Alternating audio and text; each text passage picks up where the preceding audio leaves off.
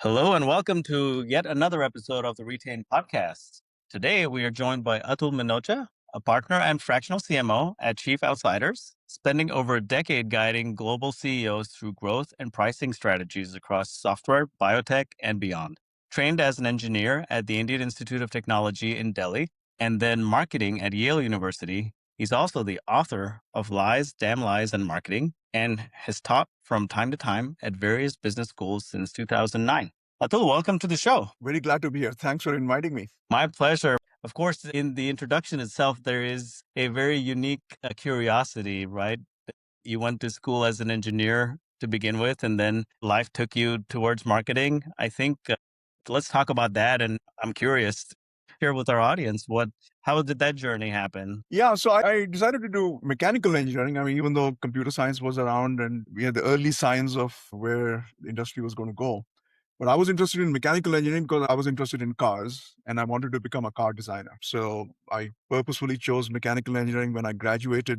Unlike some of my close friends who were all coming to the US to get their PhDs and whatnot, or get their MBAs at IIM or somewhere, I decided, no, I'm going to be an engineer. So I interviewed for various engineering jobs in the automotive sector in India. And luckily for me, that was a time when Toyota was planning to come to India. So they had a small project team of about 19 people. It wasn't even a formed company, it was just a project team. And I was recruited into that. So I was thrilled joining a company like Toyota for somebody who wants to be an automotive engineer. I thought this was a perfect start. The only challenge was that when I joined them after I was selected, the CEO asked me to become a marketeer. He said there are 6 engineers in the company out of the 19, and there's only one marketing person, and we need to do more marketing. So he said that I need to spend some time in marketing, which was much against my wishes. In fact, at that time, I had such a poor opinion about sales and marketing types that I felt almost ashamed to tell my friends that I'm now going to be doing marketing.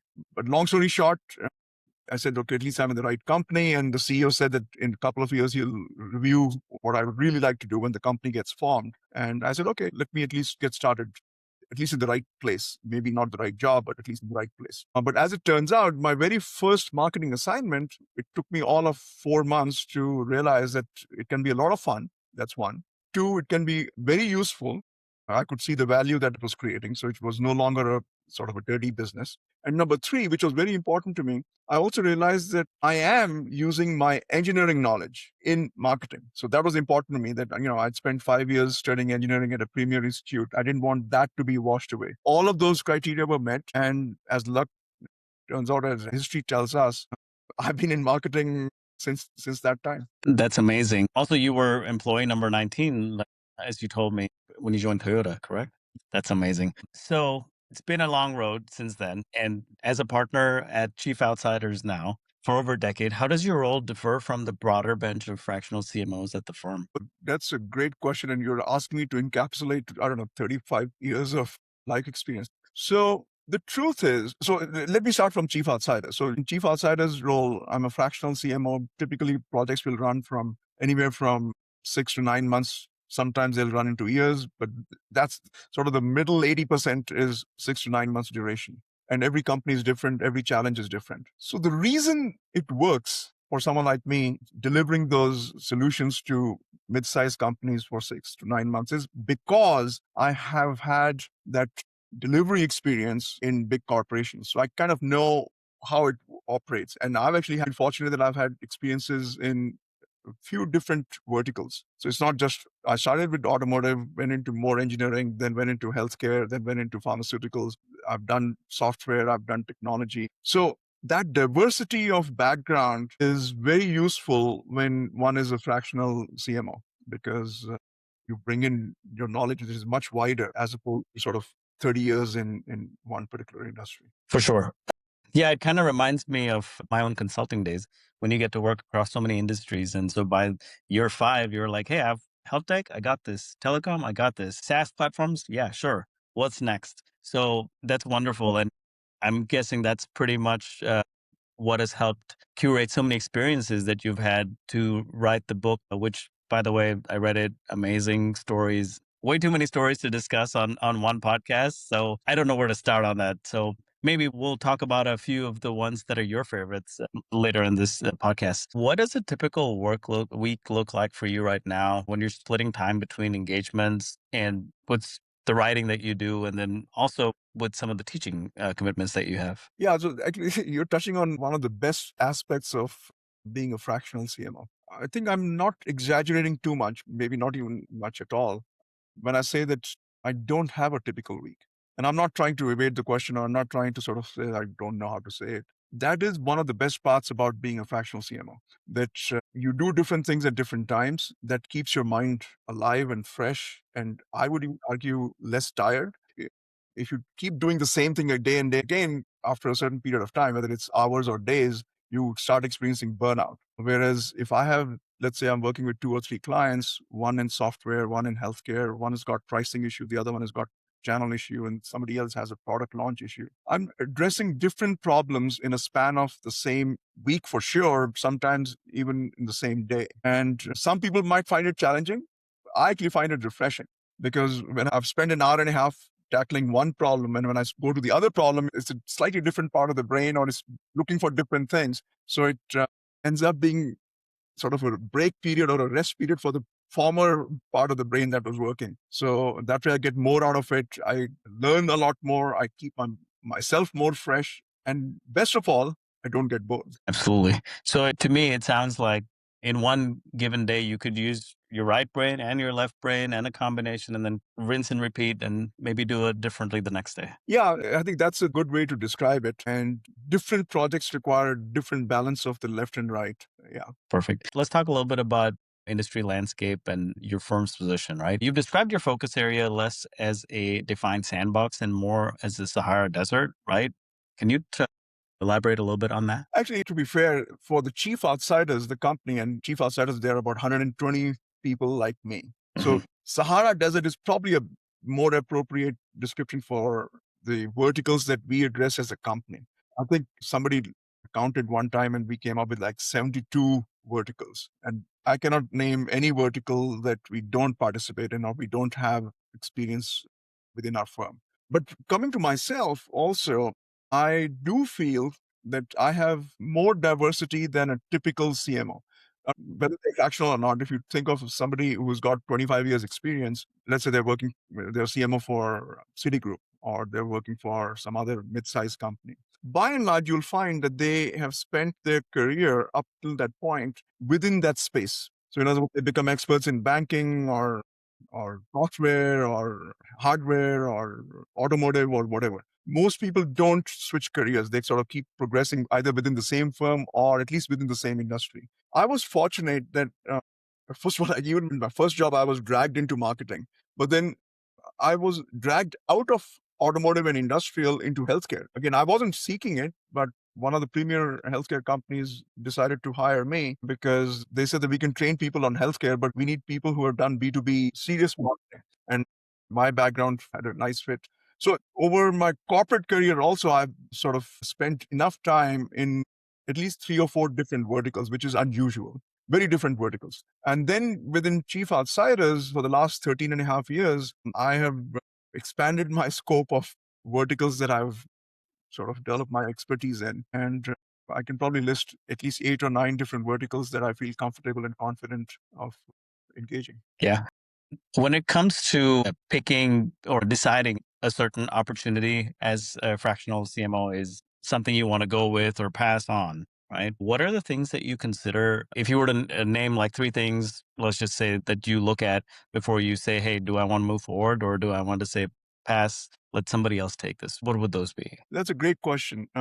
So again, I'm going to give you my personal perspective. So if somebody asks me, I'm going to rephrase your question a little bit in an attempt to answer your question precisely. So if somebody asks me, what are the pluses since I've spent time in corporate life and now I'm in as a fractional CMO, what are the pluses of the fractional CMO? To me, the biggest pluses are flexibility and freedom. It allows me to choose what I'm going to work on for the most part. It gives me the freedom to work from anywhere. It gives me the freedom to work when I want to, within reason, of course. If I have a 2 o'clock meeting with a client, then I have a 2 o'clock meeting with the client. But The work that I'm doing, I don't have a 9 to 5 kind of, I have to clock in and then show my ID card and clock out and this and that. I can work at 2 in the morning if I choose to. So freedom and flexibility are the two big pluses. But like most things in life, coin has two sides. So if you value freedom and flexibility, this is it for you.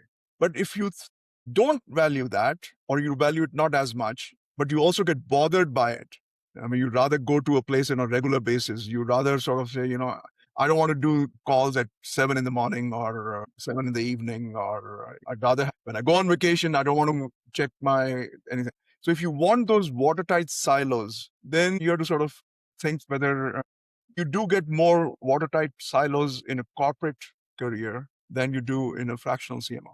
In fact, to me, the best use of CMO life is when you get out of those silos and admire and enjoy the flexibility and freedom. Absolutely. Do you ever look at it from your conductor orchestra analogy where you're looking at an opportunity and then suddenly you realize that, hey, this is an orchestra without a conductor, right? Or this may not be something that is organized enough to take my advice.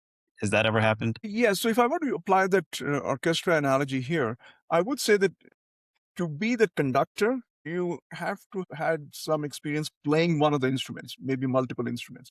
So in other words, you cannot get hired that all I've done is conducting, because people are looking for what we call operators, people who have been in the trenches, people who have done things on their own. And then because of their experience and collective wisdom and whatnot, they know enough of the musical instruments and how they operate that now they can feel comfortable standing on the pedestal and conduct.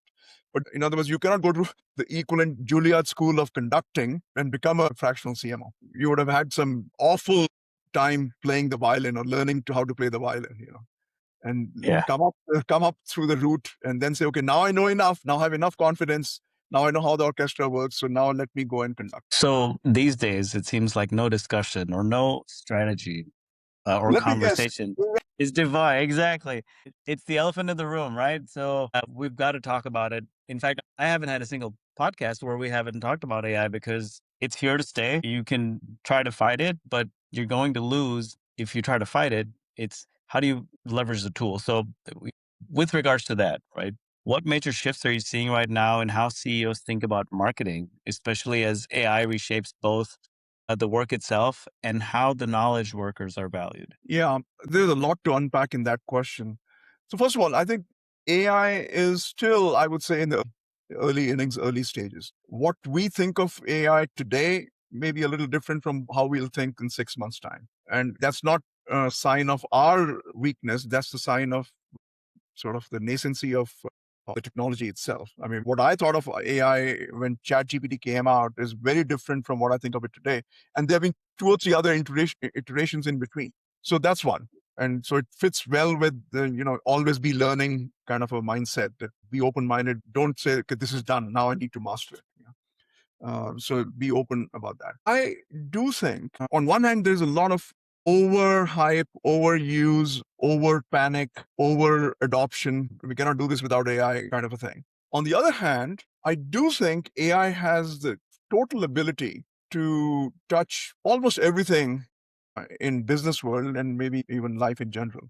So, but again, we have to be measured. We have to be thoughtful. So it's very easy to sort of swing in one direction and get persuaded by the hype. On the other hand, the correct response is not the opposite. The correct response is not, hey, wake me up in 5 years and then we'll see. So I think the more appropriate response, again, my own view, is to have an open mind, take a measured view, always be learning, and use AI where and when it's appropriate, not willy-nilly, not en masse, not if I don't use AI as if I'm going to suffer or people will not think highly of me. So be useful, be appropriate in that. And it's like, I know you play tennis, so I mean, you use backhand when you need to use backhand. You cannot sort of just live your life as a tennis player, being just a backhand player. When we take AI and we try to line it up with the two concepts in your book, right? Big M and little m, Mm-hmm. right? Whether it's strategic or tactical, where Mm-hmm. do you see a good balance for today's marketers? As far as AI is concerned, As far as AI is concerned, yes. that's a great question. And let me think out loud. I hadn't thought about it.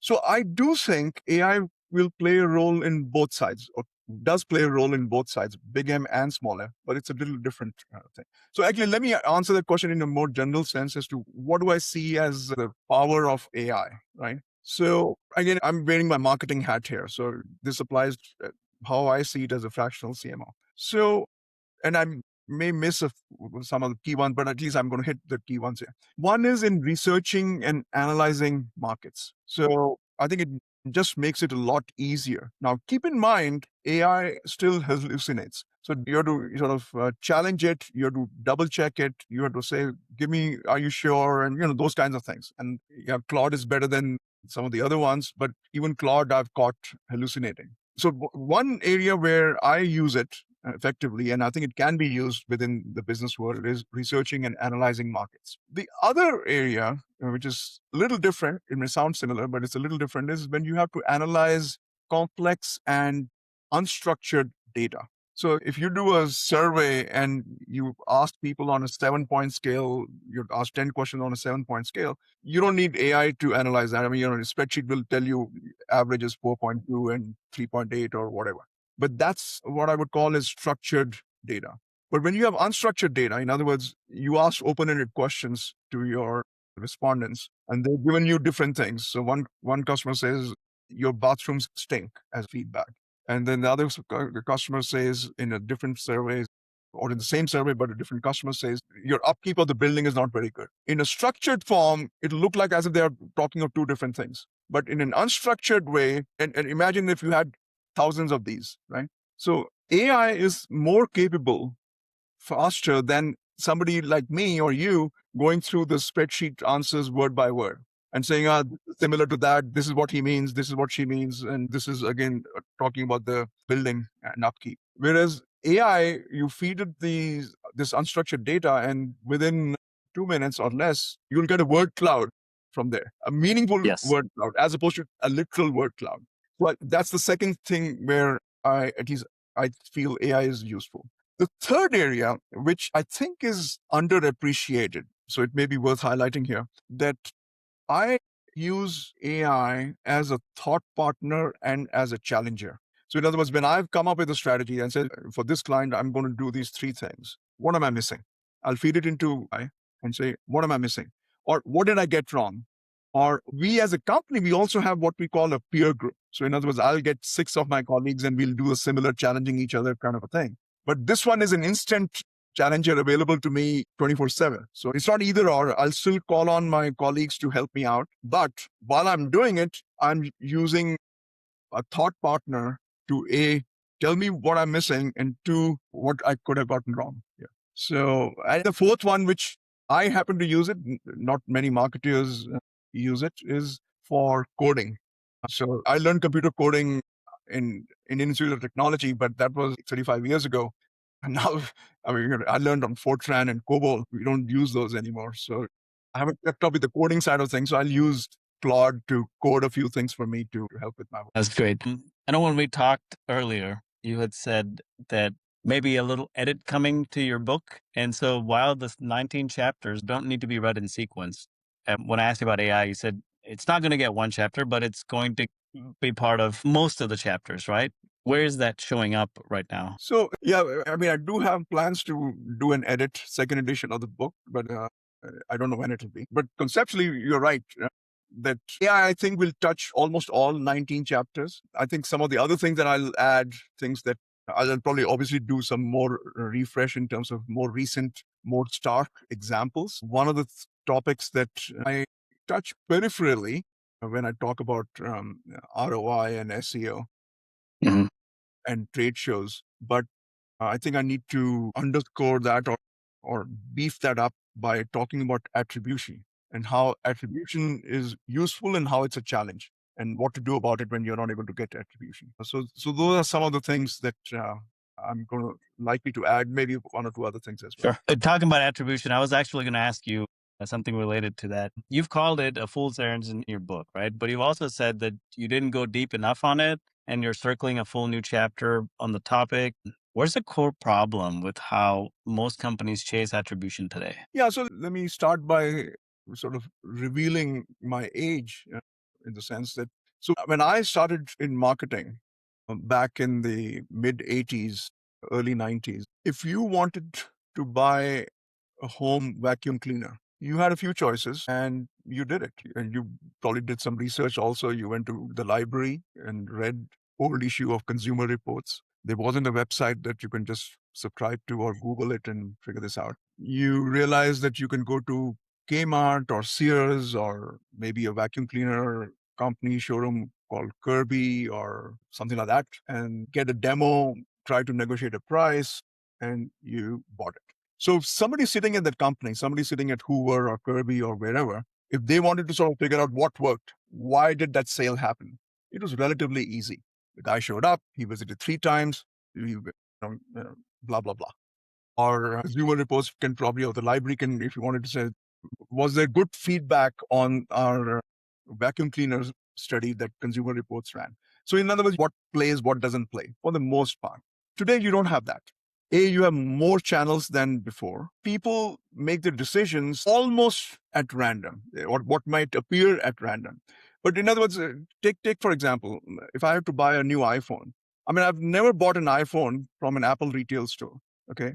But I've never bought an iPhone without going to the Apple retail store before I place an order online. So if somebody sitting at Apple looking at data of one, they'll say, well, this guy never buy. I mean, in other words, Apple retail store, from their point of view, based on my example, is useless. Never bought an Apple phone from a retail store. But I've never bought a phone before visiting the. So in other words, in reality, the retail store has played a significant role in my buying behavior, even though they don't get the attribution. Similarly, am I asking my neighbors? Am I reading Consumer Reports, or I'm watching TikTok reviews, or watching other influencers or reporters or analyzers on YouTube or whatever?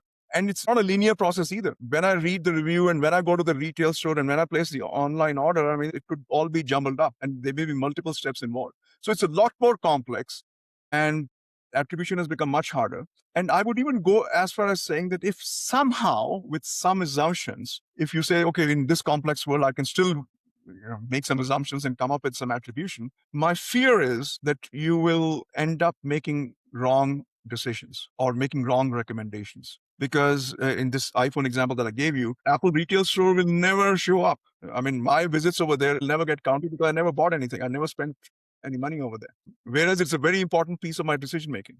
So how do you account for that? In my book, I give this example, again, Apple example, that if you drive down 101 between San Francisco and San Jose, on either side of the highway, you probably have a dozen big billboards of Apple. Most of them are dedicated to iPhone, but other things. Now, has anybody in Cupertino ever been able to say that because of these billboards, we have sold 300,000 more iPhones? No, but they know that having those billboards is important. Why? Because the traffic is getting tighter and tighter. People are spending more time on the highway. They're looking at that and, all that kind of thing.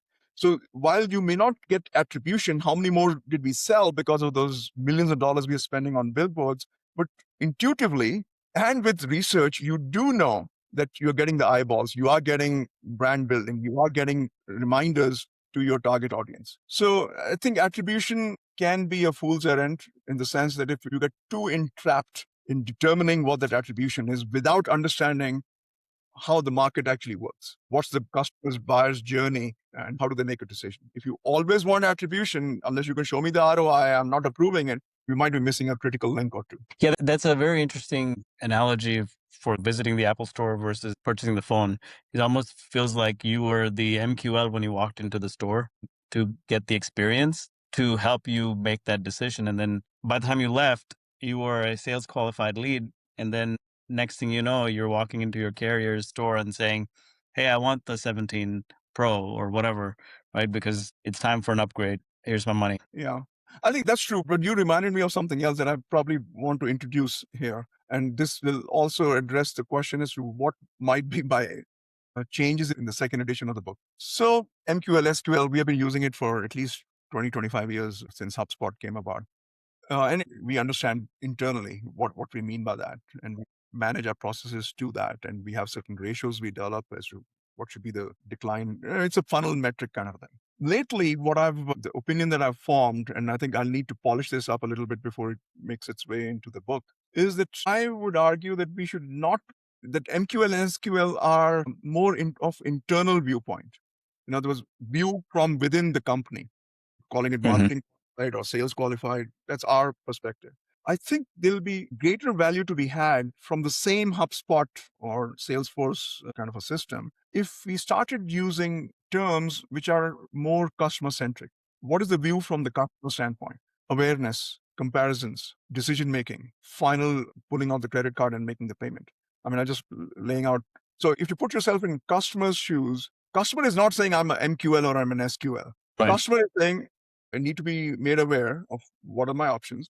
I need to be able to compare those things up, pros and cons. Then I need to get to my decision making phase. And then finally, I'll whip out my credit card.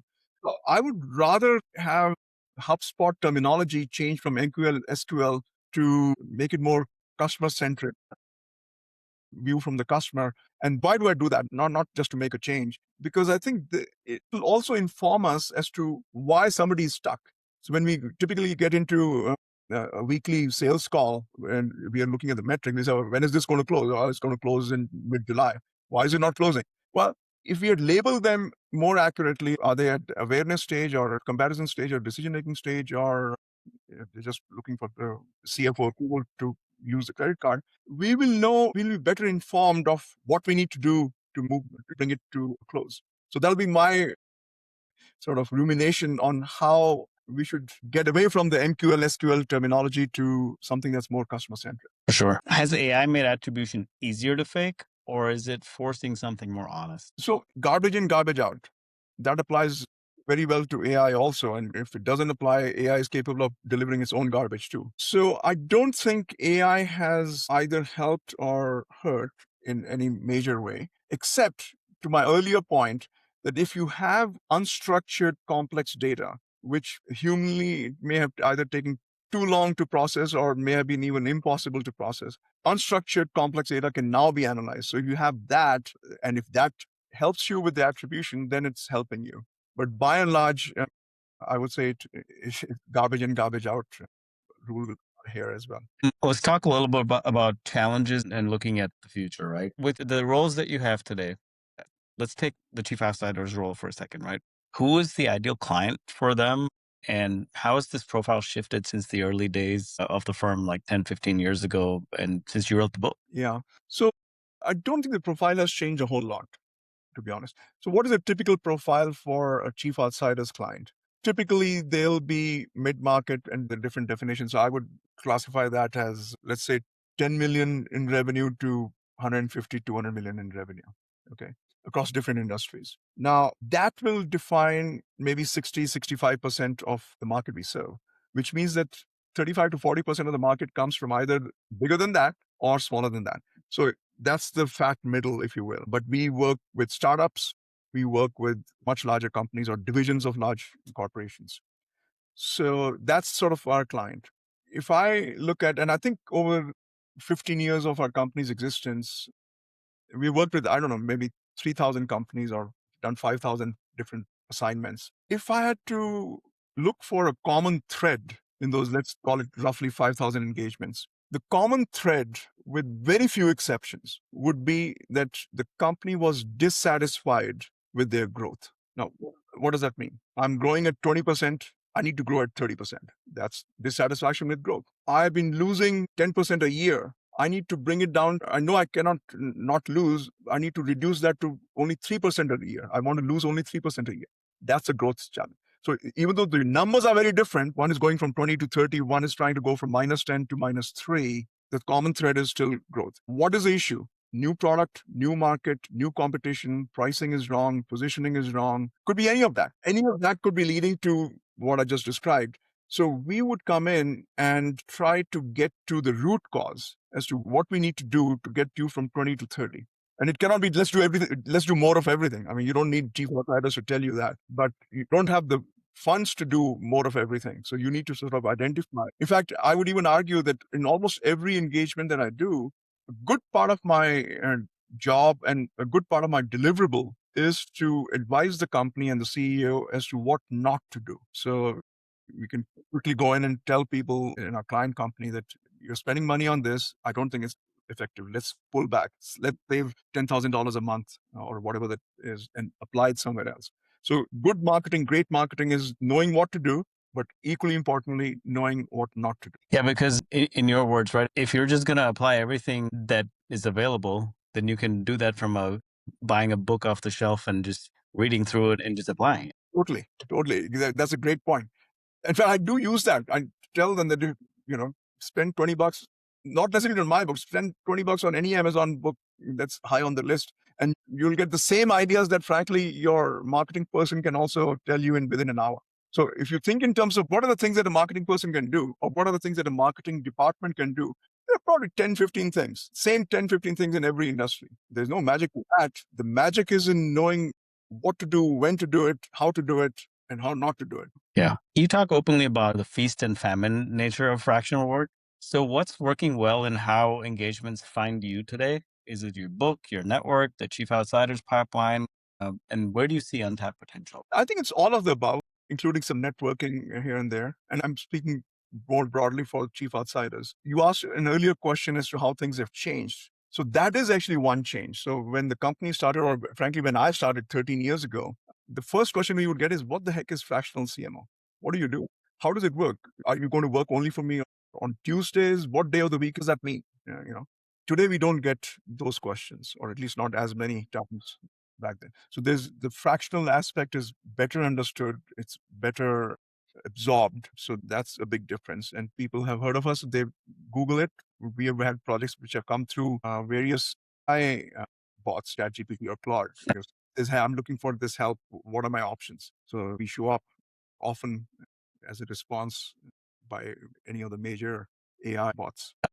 Here's a contrarian one for you. Marketing and business generally has become, obsessed with efficiency as the metric that matters the most, right? Is that obsession actually serving CEOs well, or has it started working against the kind of marketing you defend in your book? That's a great question. I think it has reached a point, and not just recently. I think, and in fact, this is probably another potential new chapter in my second edition. I do think, keep in mind that I trained as an engineer. Efficiency is everything. How much heat is being lost in an air conditioning unit, how much heat is being lost in an internal combustion engine. I mean, that was my bread and butter in school. But what I've discovered is, through my career in the business world, is that when we obsess, and more importantly, when we start with the efficiency thing, in other words, if you are the CEO, or if you are a departmental head, or you're a CMO, and you say, what am I trying to do? I'm going to make it efficient. If you start with efficiency, you run the risk of throwing out some very important things. Let me give you some example of that. So Uber, and it applies to Lyft and any other similar app. But Uber, I'm using Uber because I think they were pioneers in this. So Uber didn't quite reduce the wait time. In fact, I've had to catch a 5 a.m. flight and I have to wait 40 minutes and I have to plan accordingly. But what it did is, from an efficiency standpoint, in other words, if Uber said we need to make it efficient, in other words, if our average wait time is 10, we need to reduce it to 8. If it's 8, we need to reduce it to 5. That would be the efficiency mindset. And it'll be hard. They can probably do it, but it'll be hard. Prices will go up, or there'll be some penalties imposed on drivers, or I don't know. But I mean, it's a solvable problem, but it has a certain challenge level to it. They have solved the problem differently without reducing the wait time. They just tell me where the driver is and when can I expect it. Yes. That is reassuring to me, because I'm not sort of thinking, the guy hasn't showed up. Or do I call? He's not answering his phone. He said he'll show up in 10 minutes. It's already 9. Where is he? Where is he? Where is he? That panic mode doesn't set in. It's on my map. It's telling me where it is and how it's going to happen. So in other words, Uber has satisfied me, or leave me more satisfied, without making them more efficient. So they solve the root cause. And frankly, what is the level of satisfaction? I mean, that's not measurable that easily. But I'm relaxed. How do I measure relaxed state?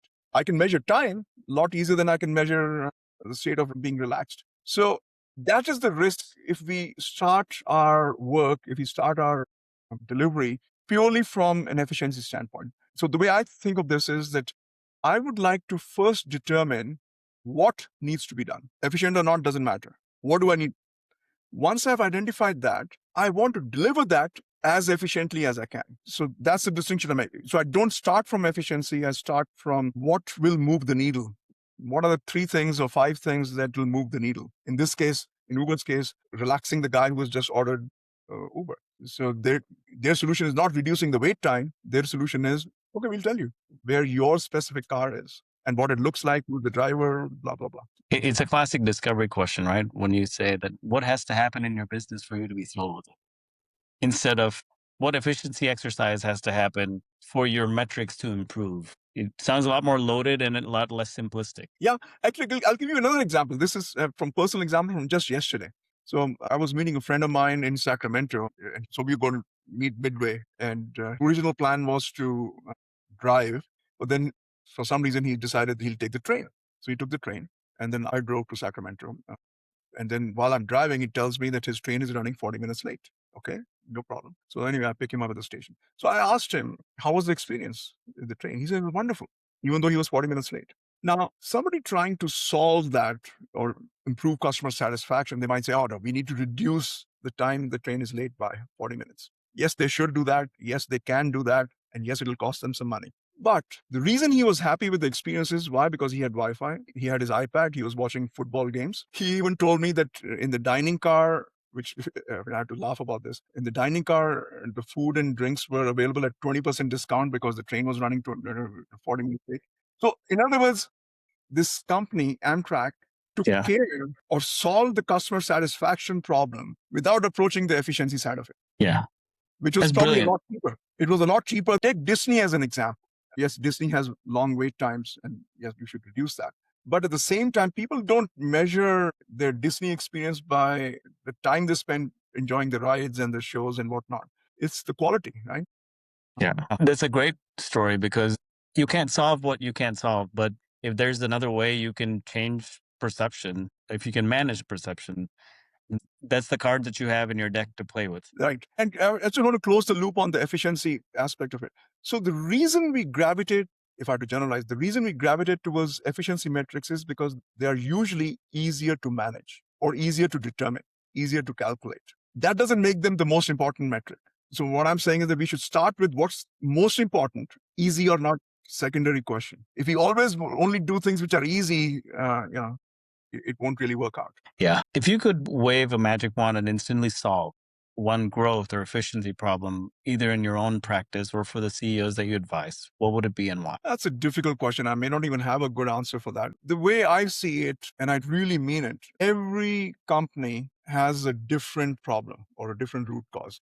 In fact, I'll give you another example. I had a project with a software company, and I worked with them for 4 or 5 years and helped them grow from 2 million to 20 million. I can easily see, in fact, even the CEO would tell you the same thing, that there were 3 distinct phases. And our solution, the solution that I was recommending, were 3 different solutions. The company needed to do something different to go from 2 million to, let's call it 5, 7 million. They needed to do something different when they were trying to grow from, let's say, 9 million to 12, 14, 15 million. And they had to do different things, different challenges had to be addressed when they're trying to get past 20 million.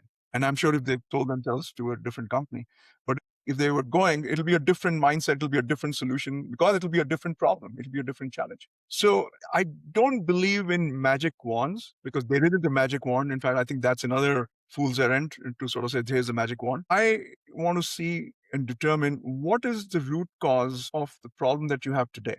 And company A, competitor of company B, they may be very similar in size, but they have different challenges. They have different issues. So every engagement is customized and it starts from deep dive discovery. What are the issues? And then we go from there.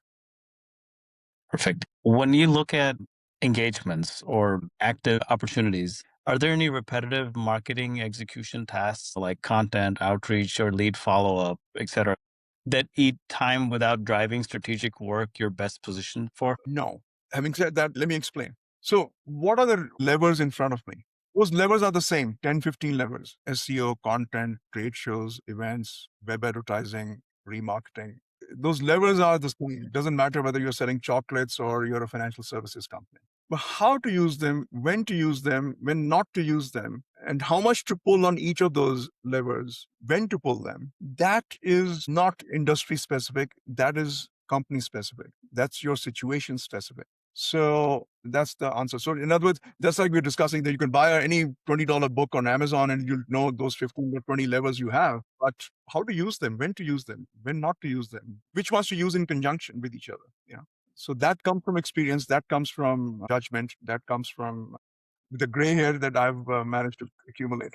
When you step into a new engagement, what metrics do you push clients to track first? And where do you typically find the biggest visibility gaps? So there again, I think the metrics are going to be dependent on what levers are being used. But the overall metric, which almost always is in play, is the growth metric, because as I said, 99.9% of our engagements start from the issue of I'm not growing enough. Growth. So my answer to them is, well, we'll have multiple sub metrics, but you should be judging on why you hired us, which is deliver growth. So that remains the overarching overall metric. Now, the problem with that is if that's the only metric you use, it takes time to happen. Our typical engagement is 6 to 9 months. You may not be able to go from 20 to 30% growth rate in 6 to 9 months. It takes longer than the size of the duration of the engagement. That's one. The second issue is that it's when you don't achieve it, or when you're seeing it's gone from 20 to 24, if that's the only metric you're using, you still don't know why I'm not moving. I know I'm not moving enough. So you do need sub-metrics to tell you why the slippage. So the overarching remains the growth thing, but then you come up with the relevant metrics, which will tell you whether it's working or not, and then which ones are working, which ones are not working. Sure. If we pick back on efficiency for a second, right? When a CEO comes to you chasing that above everything else, what do you tell them they should be optimizing for instead? So what I tell them is that we will optimize, but before we optimize, we need to answer the what. Yes. So that to me is the bigger question. And then we will, in one of my chapters in the book, and I use my engineering science knowledge to word that, is about speed versus velocity. So anybody who has done physics and remembers their physics knows that speed is simply miles per hour. Velocity in the sense of physics is not only the speed, plus also the direction. So I say that, I'm paraphrasing my own self here, that going fast in the wrong direction is much worse than going slow in the right direction. So in other words, whereas efficiency is about speed, right? So if you said, I need to go faster, yes, you do need to go faster. I want to go faster. You want to go faster. But before we decide on how fast we go, we need to make sure that our nose is pointed in the right direction. So that when we do go fast, we're achieving our goal. So before we get to efficiency, we need to determine our direction. And efficiency can be treated as a byproduct of putting the right things in place to address the right problems, right? Usually it's not. Usually it's simply measures, right? In other words, 40 miles an hour is more efficient than 30 miles an hour. You don't usually say going north or going south. Whereas to me, going north or south is more important than going 30 versus 40. Once you're determining the right direction, then 40 is better than 30. Yeah. As we wrap up, right, beyond the day-to-day client work, and with the second edition of your book in mind, along with other things that you're working on, right, what's next for you? I don't know. I have the second edition on my list. I also have 2 or 3 other books which are brewing in more than just a brew form. I mean, I've got an outline, I've got table of contents kind of outline. And most of them, or actually almost all of them, are related to the business world. Some related to marketing directly, but beyond marketing as well. So that's on my to-do list in spare time. Fantastic. Well, is there any message you would like to pass on to our audience, or somebody that's looking at challenges that focusing on the wrong things? Say they're just focusing on efficiency, or a metric that, with your experience, they shouldn't be focusing on because there's other things that drive better value. Any messages for our audience? So if somebody is local, and they usually invite me out for a Starbucks and say, I want to pick your brain. So I would encourage all of your audience to just send me an email or a message, and they want to have a virtual coffee with me. I won't charge them for anything, and just want to run something by me. I'm more than happy to do that. I've been doing it for all my life, professional life. I'm relatively free with my whatever I know. I'm happy to share, and that's why I teach. And I'm happy to share that with any company executive, CEO, owner, founder, whatever they would like to learn, and bounce ideas off me. That's amazing. Thank you for that. And Thank you for making time to be on the podcast, and hope to speak to you after the version 2 is out or after your next book, I hope whichever is so. I look earlier. forward to it. Yeah, I know the ball is in my court as far as those are concerned. So yeah, that's additional pressure now. Thank you so much for everything you've shared Thank today. you. It's Yeah, been thank you. wonderful. Really enjoyed it. Thank you.